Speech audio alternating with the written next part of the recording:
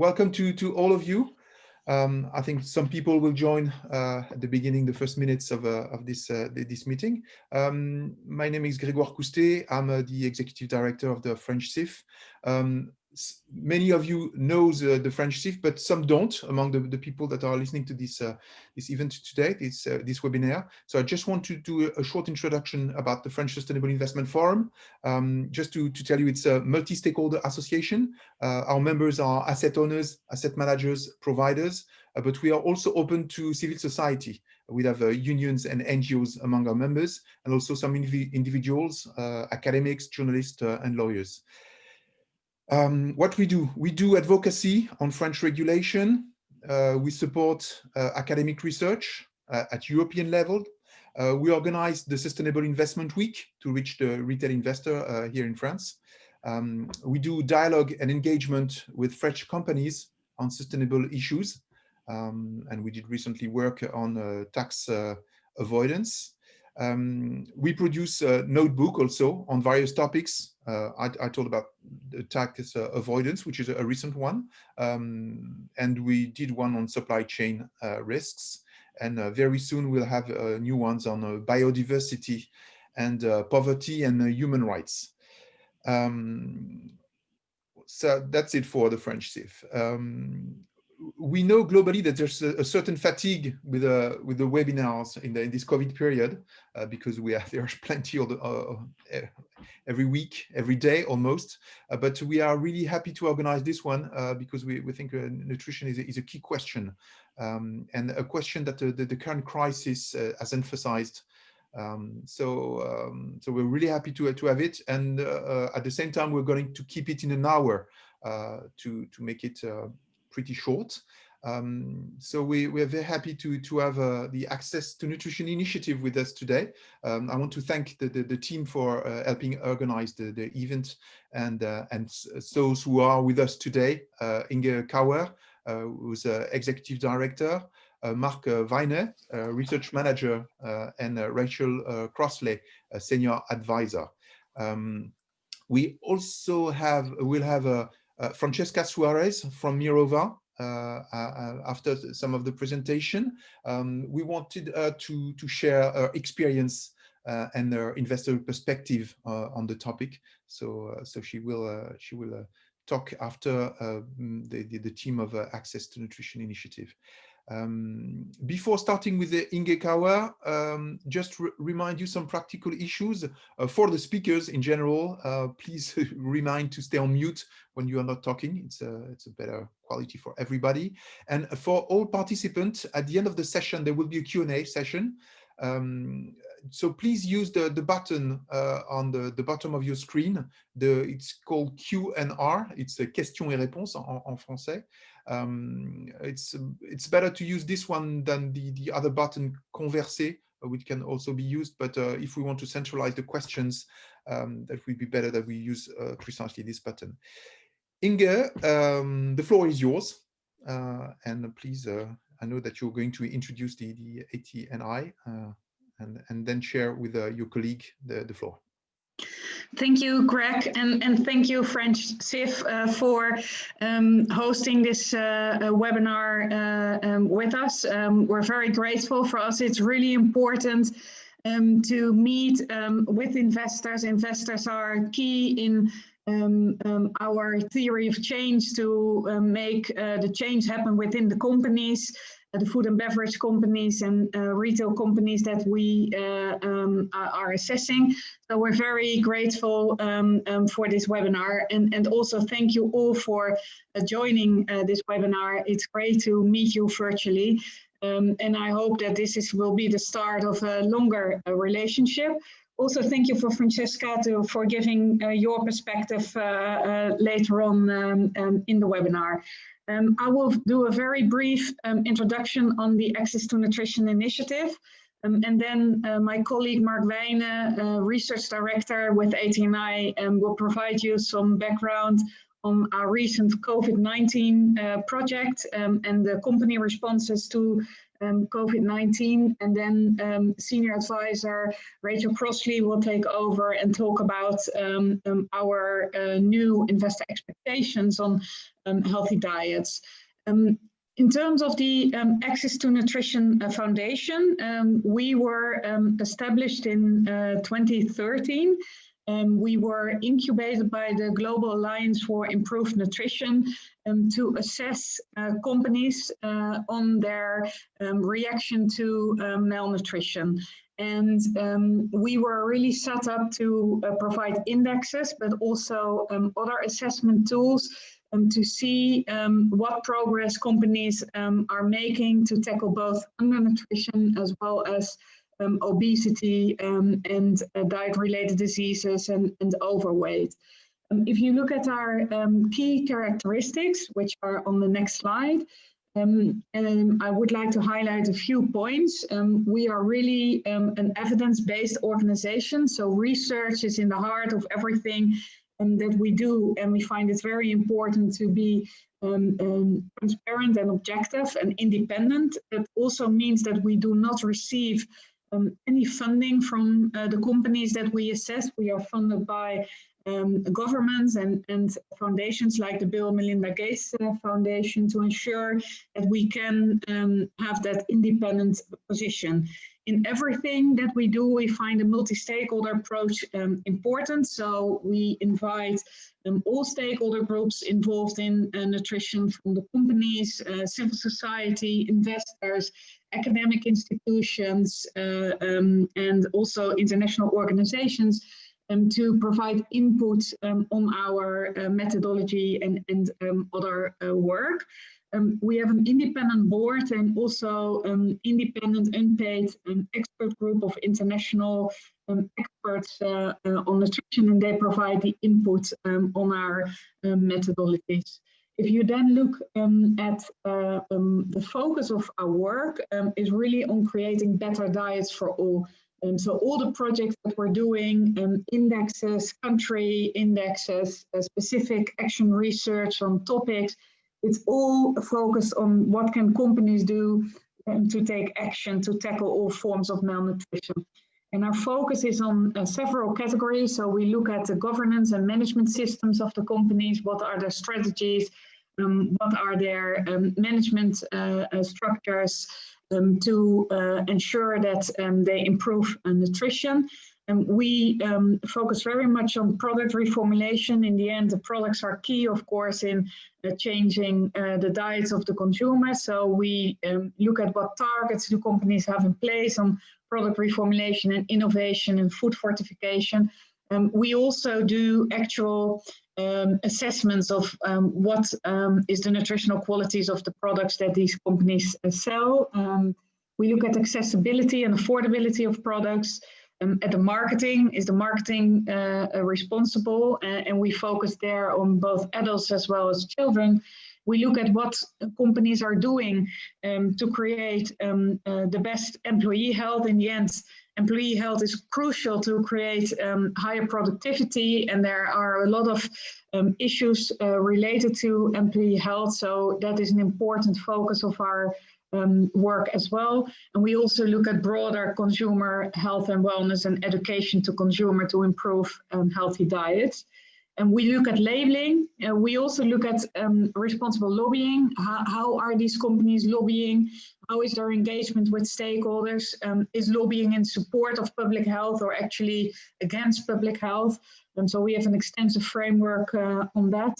And lastly, we focus for baby food companies on whether they are marketing their products appropriately and not in contravention with international standards. It's very important to protect breastfeeding, to ensure optimal nutrition. So we have specific research around baby food companies. Then this is a very brief introduction, and I'm happy to answer any questions later.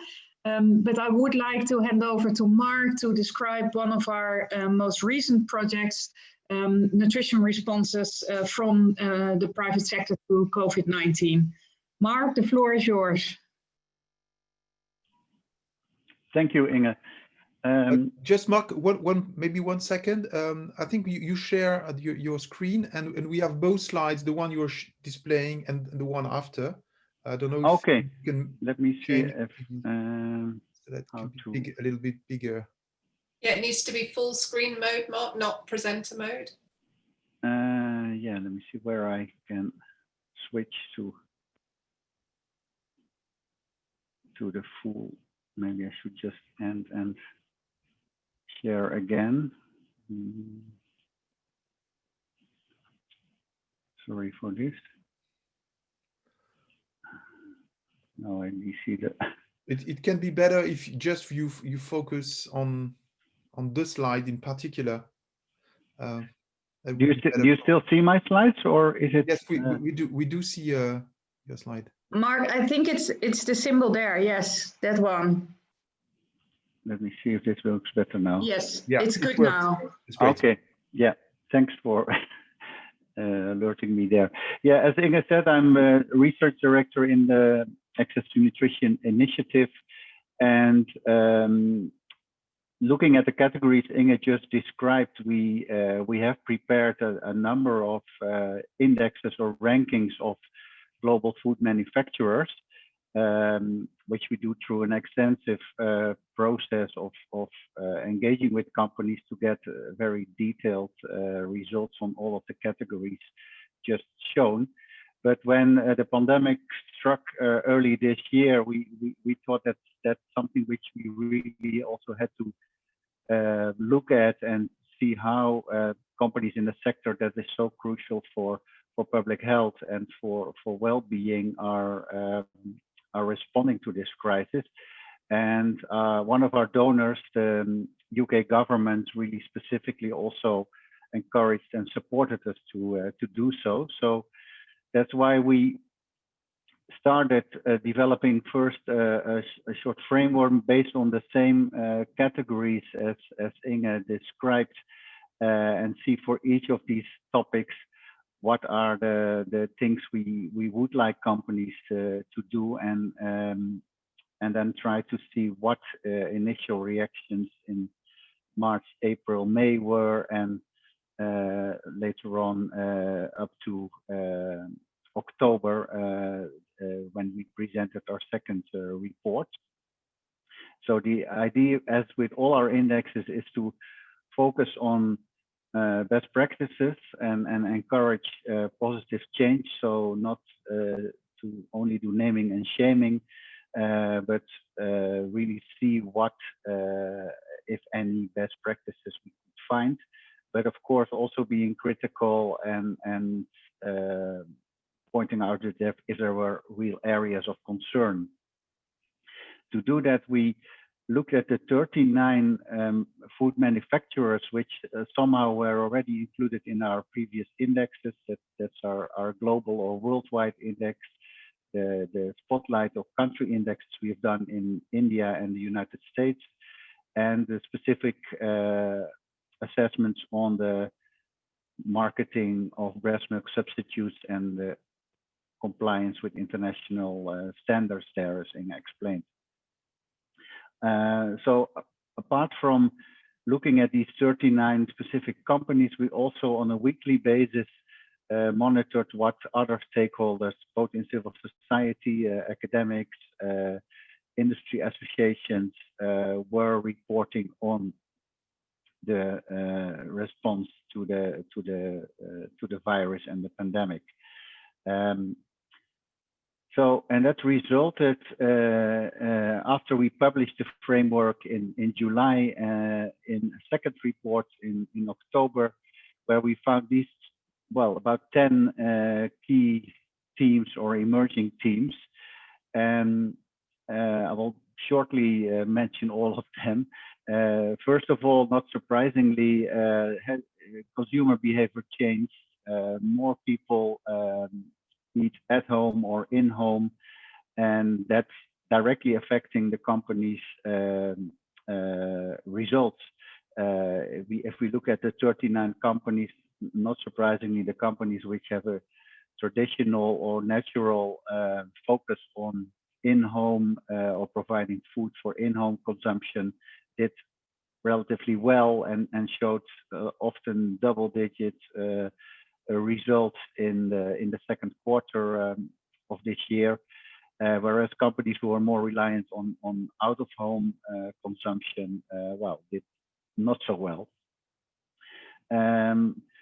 So that's very much linked to the shifting eating patterns of consumers, not only because of lockdown measures and being forced to stay at home, but also because of a lot of other measures taken by governments, which often affected the most vulnerable and poorest segments in society most, and also forced them to resort to cheaper food and often snacking, etc. A second emerging theme was that we saw a lot of direct response in the early days of the pandemic, but later on very limited strategic response by companies really trying to look at nutrition and the opportunity to have an extra focus on nutrition and healthy food because of this pandemic. So we saw maybe one or two companies who initially mentioned that this would affect their long-term strategy. And one was, for instance, from China, the Yili group, but that was really an exception. So we didn't see any companies making long-term strategic changes. Thirdly, not surprisingly, the focus from companies has been very much on protecting their employees, and both in terms of health and nutrition, but also on safety. So with protective equipment or social distancing measures, and all the companies we spoke to directly mentioned that this was their first priority, and in many cases still is. A fourth important theme is about the realization by many of the larger companies that they have to support their suppliers and supply chain. And initially we saw some companies taking measures trying to do that, but strangely there wasn't a lot of uptake, for instance, on an effort by Unilever to have a big cash flow fund available where small and medium-scale enterprises in their supply chain could make use of, was not used that much. But the supply chain and the interdependency of companies in that value chain is still a major issue where companies tell us that they have realized how fragile it is and how dependent they are of it, but we even there also didn't see a lot of longer term changes. A fifth important or very outstanding theme was that in the early days we saw that most companies somehow started donating equipment or protective equipment, that is, or funding to support people affected or communities affected by the pandemic. Later on, also more and more food and beverage companies donated their own products, food, and that's where we saw that it was very unclear if companies were using any standards there to pick the healthier varieties of their products. We have seen some examples where they actually clearly didn't, but so that's an important aspect. Then on the right side, linked to what I started saying on the financial results, that is very much linked to also a rise in e-commerce. Yesterday, Dutch supermarket chain Ahold Delhaize announced that only in the United States they had a 150% increase in online sales in the third quarter. And I think that's something we see all over. Unfortunately, that's not always accompanied by extra attention and focus on how to sell products online, and especially online marketing, where we know from our other work that there's a lot of issues with responsible marketing, especially responsible marketing to children. That's where we we have not seen companies taking extra measures to protect against that, and we unfortunately saw some examples of companies really not making the right type of decisions in online advertising products, and also not for healthy products. A next theme is emerging theme is on the focus because of consumer demand, I should say, for products which immediately boost immunity or sometimes even have proven effects on improving health and immunity through fortification. But immunity boosting of certain substances without evidence and substantiation health claims is something we really called on companies not to proceed. Linked to that, not surprisingly, there was a large focus on selling products with longer shelf lives, and only very few companies realized that they should also try to help consumers keep on buying fresh products and healthy products. Then one word last on engagement. We saw a lot of companies like with the donations associating themselves with government or public sector support efforts for the pandemic. Not always clearly based on the needs of these governments and communities. So that's also a theme where we called on companies to be more responsive to what governments or local authorities actually ask. And then lastly, in the field of infant and young child nutrition and baby food, we saw some companies mentioning the importance of breastfeeding, but overall we saw it's really that it's so far a missed opportunity to really boost breastfeeding by mothers or support it extra. So that's why we in our report also did a call to really use this crisis as an opportunity to stress this importance of breastfeeding.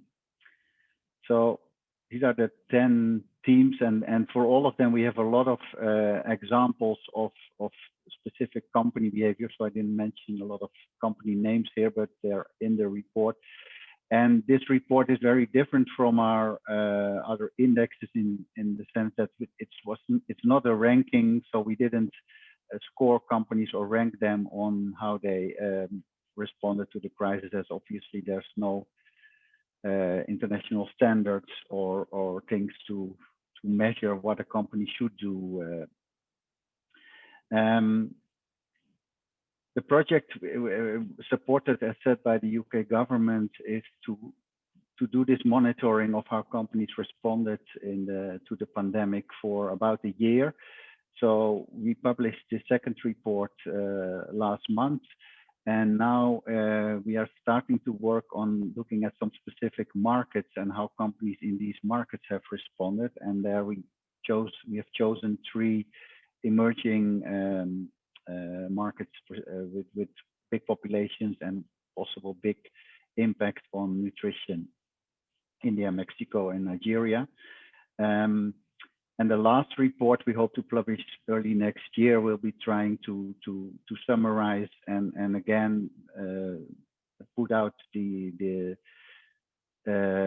actions companies can take or the best practices they can follow.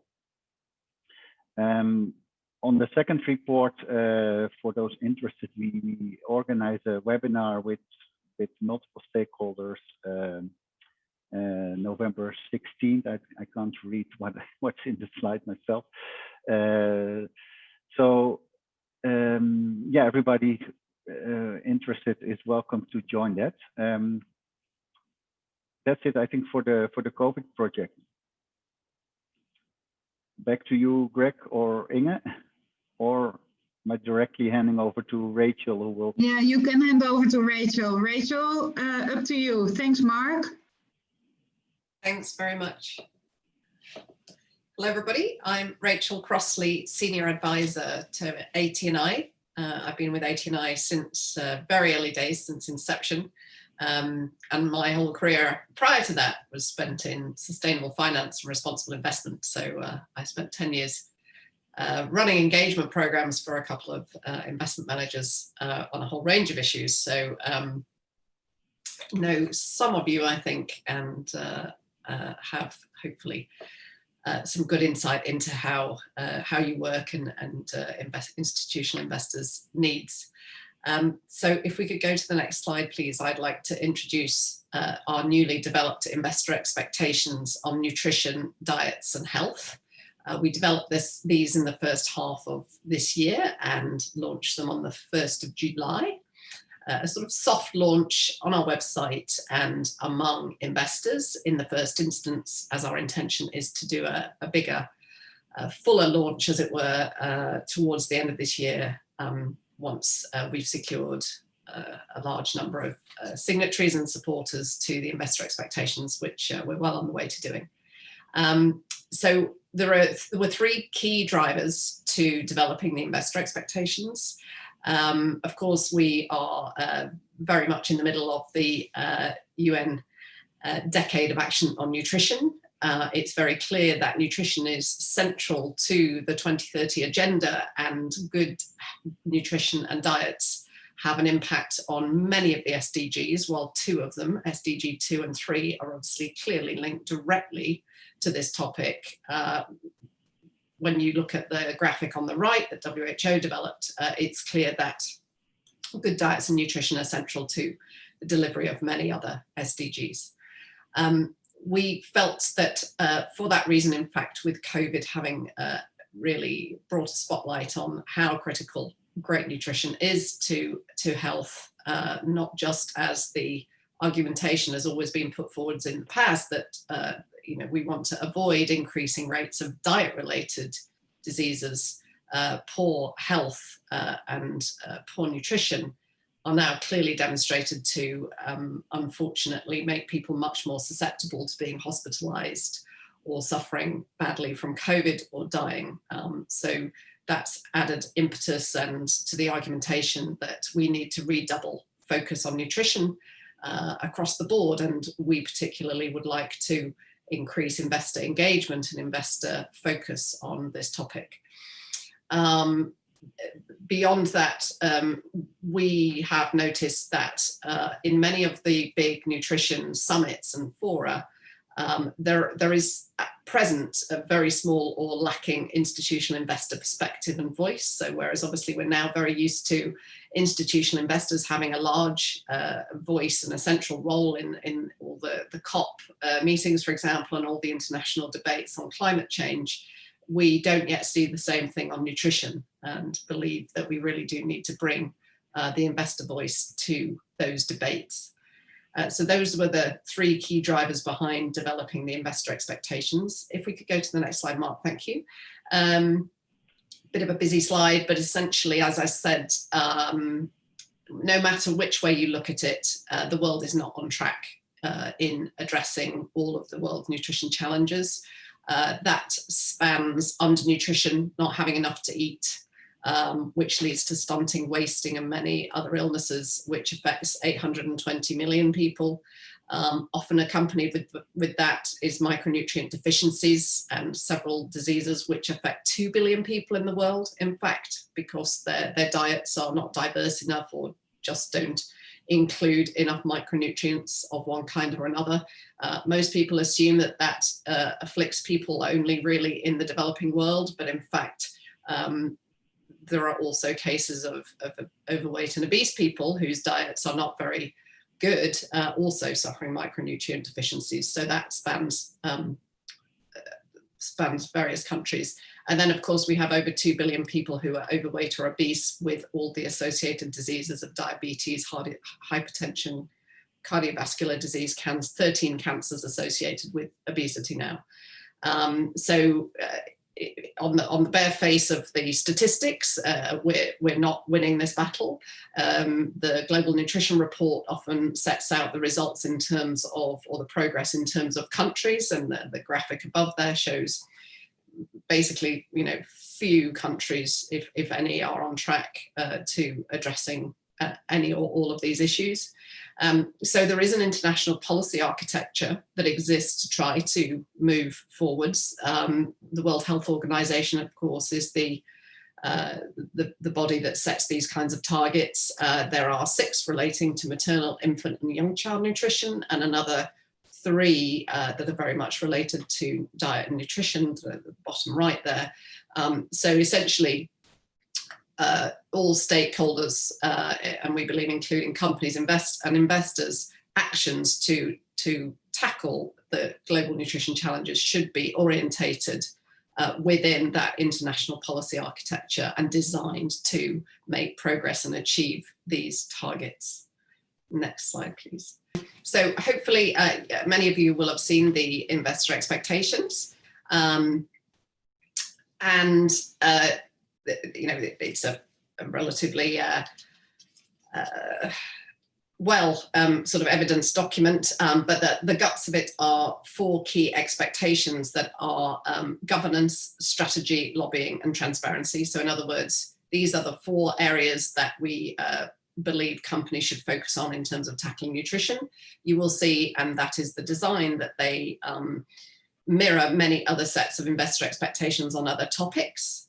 So in this case, we're looking for, appropriate governance of nutrition issues, an appropriate nutrition strategy.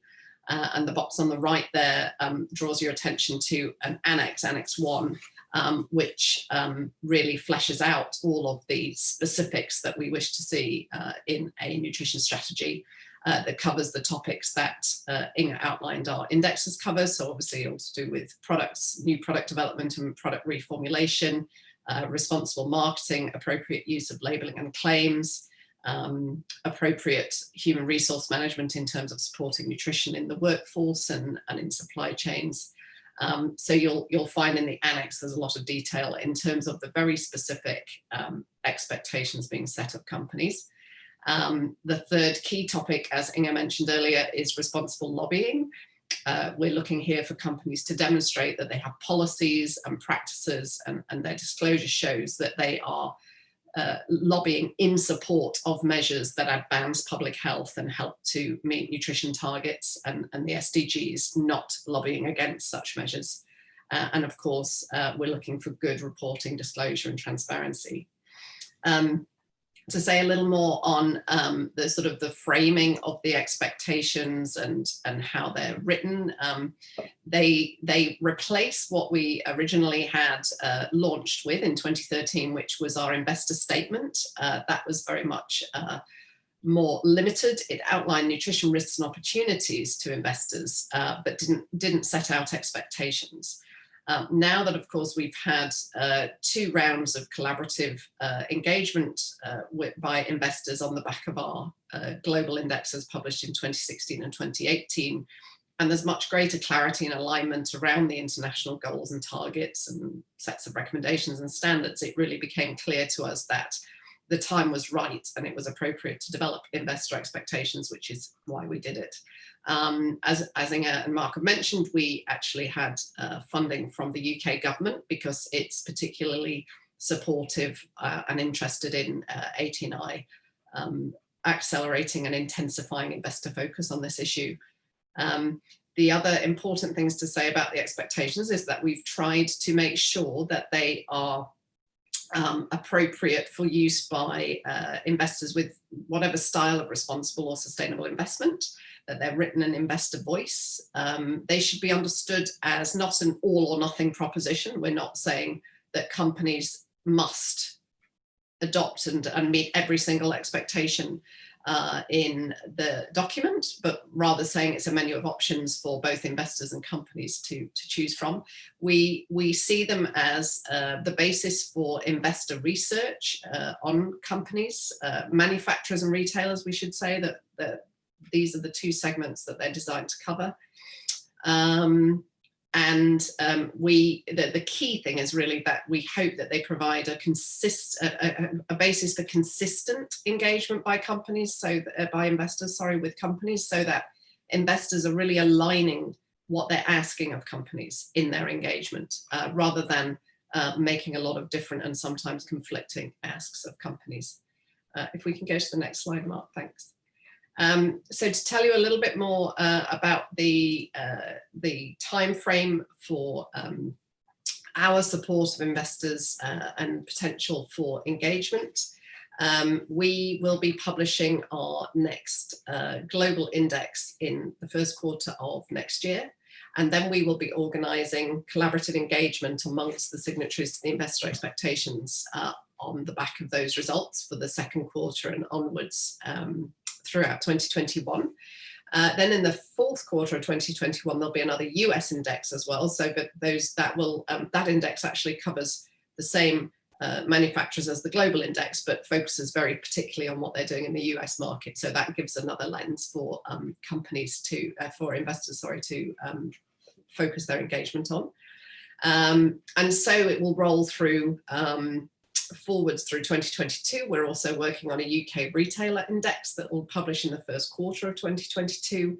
So again, there'll be preparation and then the actual facilitation of collaborative investor engagement off the back of that. So we're inviting you today to become signatories to the investor expectations, to therefore also support ATNI's work, and that will give you the opportunity to take part in that collaborative engagement on all of our different indexes that are coming out in the next 2 or 3 years.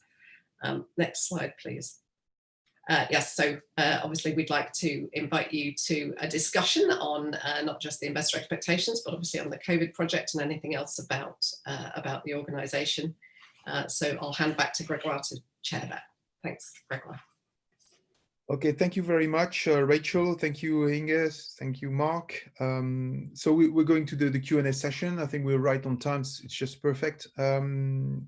Before that, I'd like to give the parole to Francesca Suarez at Mirova to share a vision and a point of view of investors on the nutrition issues and on the work of ATNI. I think you've been working and being a signatory with them for a while. Please, Francesca, the floor is yours. Thank you, Gregoire. So for those, as Gregoire mentioned, Mirova has been a signatory of the ATNI investor statement since 2013. And we're very happy with the work that the ATNI does, and we're very happy that we continue up until today. So I was invited by the FEAR and ATNI to talk about how we've been working with an ATNI and what we do, how we use it from an investor perspective. So first, Rachel already actually covered a lot of groundwork. So one thing that we like about ATNI is that it provides uniform, independent information about access to nutrition of global food manufacturers.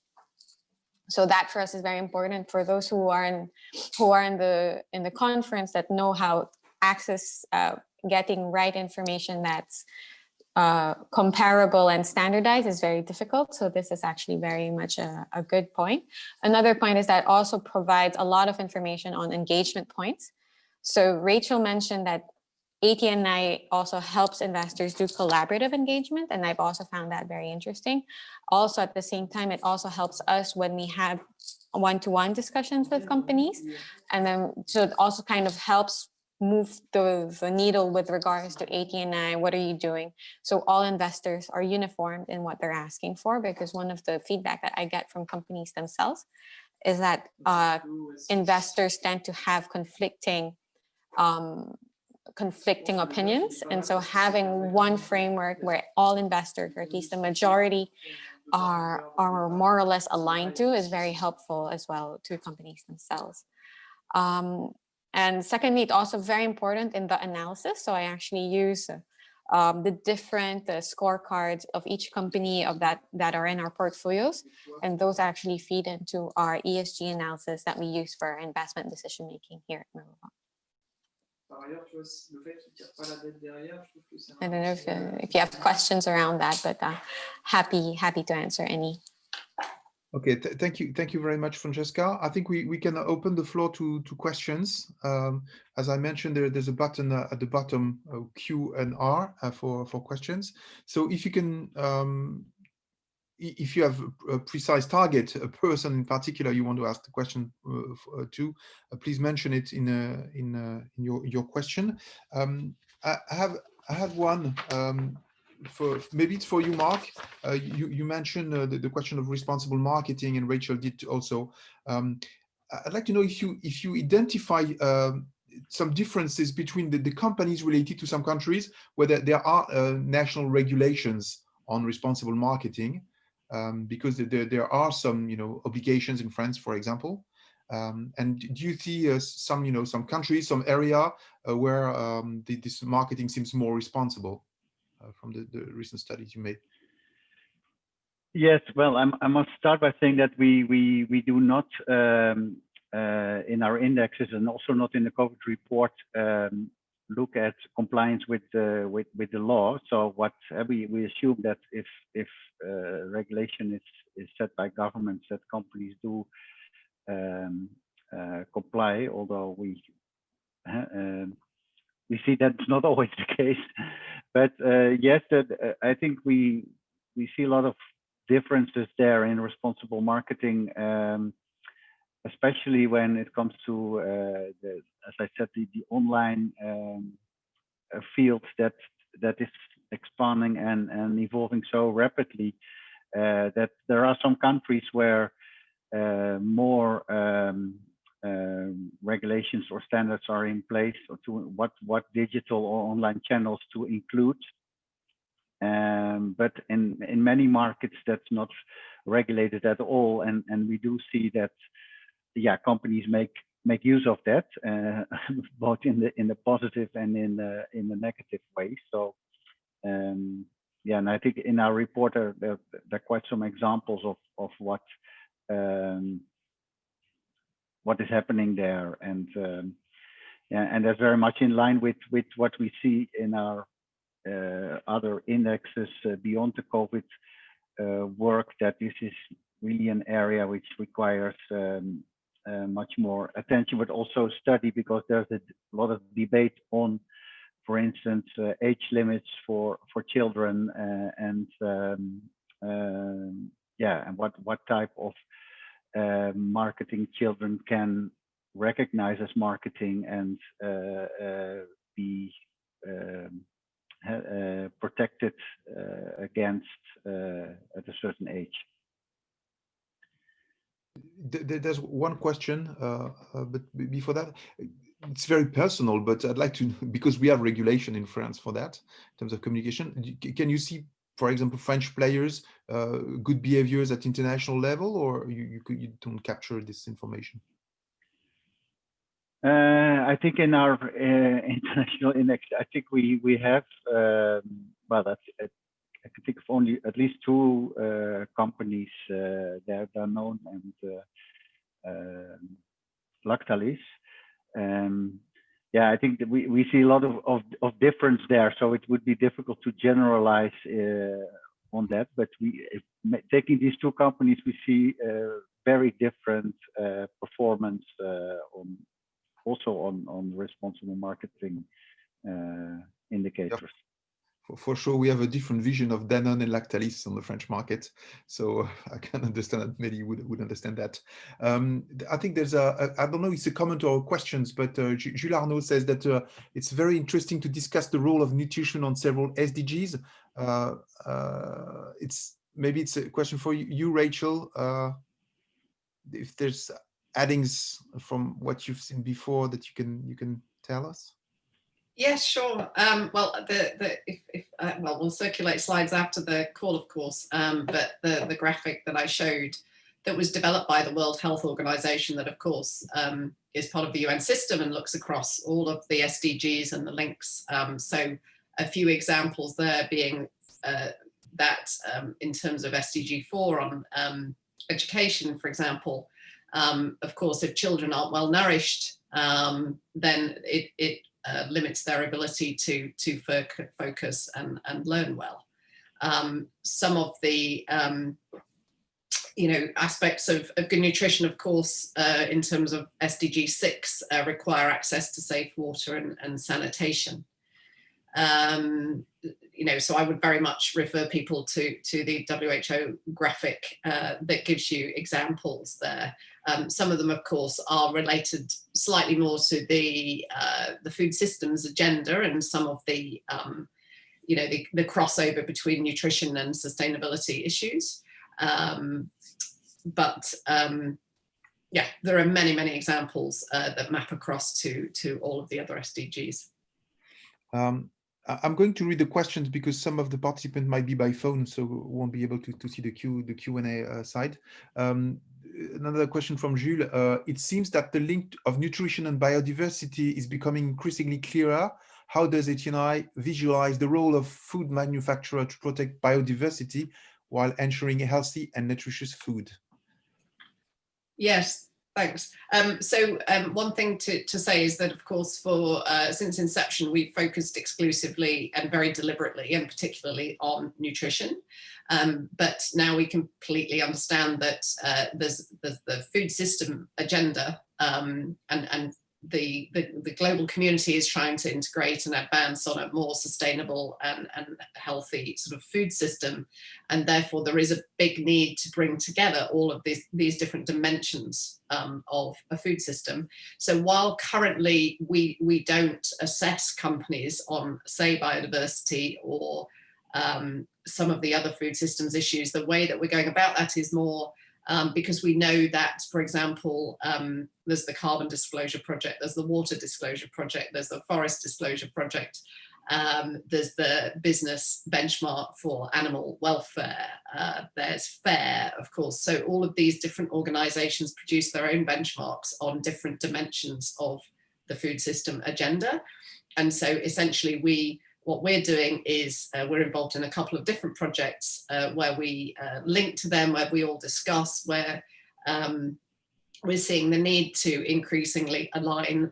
There's a very good one based out of the UK called Plating Up Progress, hosted by the UK Food Foundation, where that exercise has involved a lot of investors. Actually, they have their own website, but they're starting to develop a sort of an integrated rating of some of the segments of the food value chain in order to show how companies perform on all of these different agendas. So yeah, we absolutely expect that over the next 5 to 10 years, there will be this kind of integration, and that we and other organizations will work together to provide this overview of food systems and the interlinkage on all of these different issues. Thank you. Kathy Gordon has a question for Francesca. Do you use the product profile ATNI creates for each company? I understand they are very useful for investment analysis. Please expand on how you use them.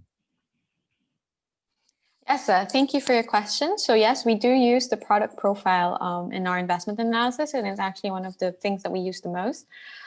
For our investment analysis, because here at Mirova, we really look into what kinds of products these companies sell, food manufacturers sell, and to what extent can they really, are they good for the nutrition of the people. So it's actually very important for us. So one thing is we look is, so that is integrated into our sustainability opportunities part, and we actually based on the product profiling that the ATNI gives us, we try to identify where growth can come from based on the company's exposure to these products. Great. Could I just perhaps give one more minute for those who don't know what the product profile is, just to explain it more fully? So what we do is we work with an organisation called the George Institute, which is based out of the University of Sydney in Australia, who are experts in this area. And essentially we take a very large data sets from multiple countries. In 2018, we took the nutrition content data of 23,000 products across 9 key markets that the global index manufacturers were present in. And we apply 2 different nutrient profiling models to those products. One's the health star rating, which tells you on a scale of 0.5 to 5 how healthy or not healthy individual products are. And then we roll those individual scores on products up to the category level. So you can then compare companies on a category level, so savory snacks to savory snacks, bakery to bakery, ready meals to ready meals, etc. And we provide analysis that shows which companies are the sort of leaders and laggards on each category, and therefore where there is room for improvement. And then we also combine that analysis of the nutritional content at the category level with the sales data from Euromonitor, so we can provide information about the percentage of a company's sales that are based on healthy products. And in this case, healthy, the definition of healthy having been defined through using the health star rating, which is 3.5 stars and above is healthy. Whereas then if you set that against, if investors, others set that against the company's own disclosure often of using their own definition of healthy, you will find quite a big disparity, because it won't surprise you to know that a lot of companies use definition of healthy that doesn't pass muster with international standards and is very much biased, of course, to their own needs. So we've seen some very big disparities doing that exercise, although with some companies their own definition does seem very close to the kind of the health star rating. The other piece of analysis is the proportion of foods made by our company that are suitable to market to children, applying a WHO nutrient profiling model. So this is, as far as we understand it, completely unique analysis that's not provided anywhere else. And so we have a product profile chapter. Often in our index reports, we integrate the findings from the product profile into the analysis and the scoring on the category that looks at product formulation. And we produce separate scorecards for each company on the product profile. So with analysis by market and analysis by category. So there's a lot of comprehensive information there. And in fact, I don't know if Mark wants to say a little bit more about what we're doing for the forthcoming 2021 Global Index, but we've expanded the product profile even further to more countries and more products. So this is a particular area of our work that we know, what we hope and we're pretty sure is very valuable to investors, and we want to continue to extend it. Yeah, maybe very shortly indeed, Rachel. In 2018, we looked at 9 markets, as you said. Now we have a total of 26 different markets or countries which are assessed. We try to make sure that we capture at least 80% of the sales revenues of a specific company globally, and so for one company we can take up to 10 different markets in that assessment. And the good thing to say is that we see companies are also very eager to cooperate with us on this, checking the lists of products which will be assessed to make sure that we assess the products which are still on their brand list or owned by them, and even also they sometimes give us detailed information on product composition to if that's different from what we have found on pack, or if they have adapted it in the meantime. And lastly, maybe interesting, the assessment looks at the healthiness of products, as you said, using health star rating, which looks at sugar, fat, and energy contents of products versus the more healthy components like fruits, vegetables, nuts, and legumes, and fiber. And we are also working now to adapt the model, so in future it could also include micronutrients like vitamins in the assessment. Thank you, Mark. So there's another question, more general one. question of feeling a little bit for Francesca and Rachel. So how seriously do you think the food companies are addressing nutrition? Are they genuinely increasing the healthiness of their packaged products? Maybe we can start with you, Francesca. I would say it depends on which company. So you do see quite a lot of companies really making an effort to increase the proportion of food that is considered healthy in their portfolios. So you actually see, whether it's through acquisitions, that we actually see, I've seen quite a bit of acquisitions in the more healthy food area, or whether that be grown organically, but it is something. It's hard to say all companies do it, but I would say that a lot of companies are doing it. You also see a lot of companies doing a bit more on product reformulation. So that means reducing the 3 ingredients that often are considered bad for health, which is salt, fat, and sugar. So we see there were some laggards in that space, and now we see most companies really taking it seriously. So I would say that the companies understand the importance of having a healthy product profile.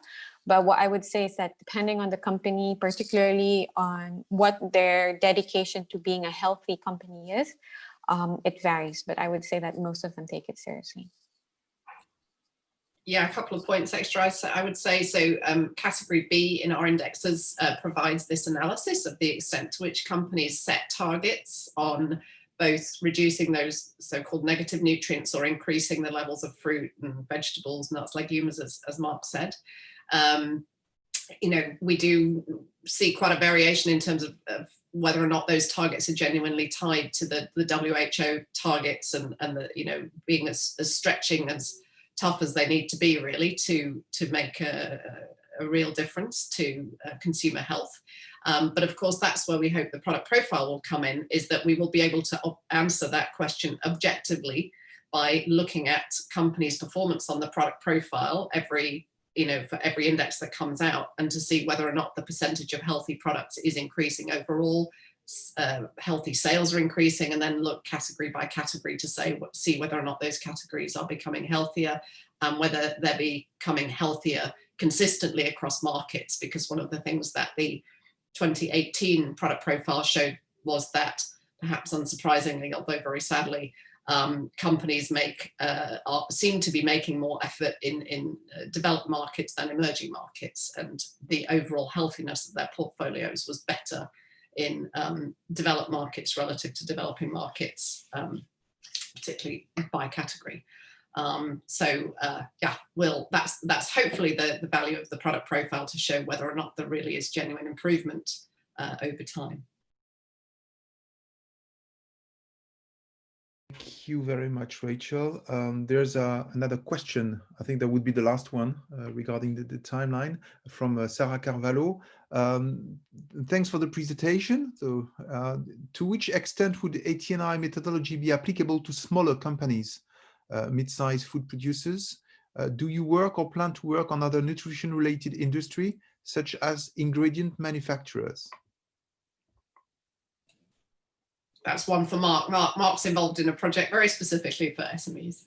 Yes, yeah. On SMEs, a very valid point. We realized that also some years ago that looking at only the large manufacturers might have a trickle-down effect in the end, but will not very rapidly have influence or reach smaller food producers. So that's why we started to develop a separate tool now for SMEs, and we're testing that at the moment in Bangladesh and Nigeria with SME companies which are members of the local scaling up nutrition business networks.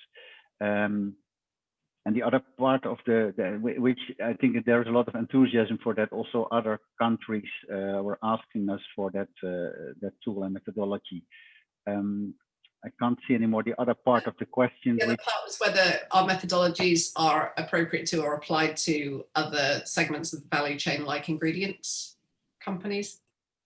Yeah, well, we are currently, as Rachel you shared already, looking at retailers as a next important segment which so far we didn't cover, and we really hope to expand that further to indeed companies which are ingredient providers or have a combined portfolio and linking to consumer foods. Thank you.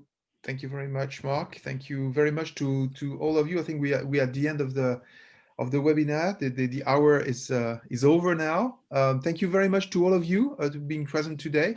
I just want to let you know that we have a next webinar that is a program for, and that's the new information because we definitely choose the date today.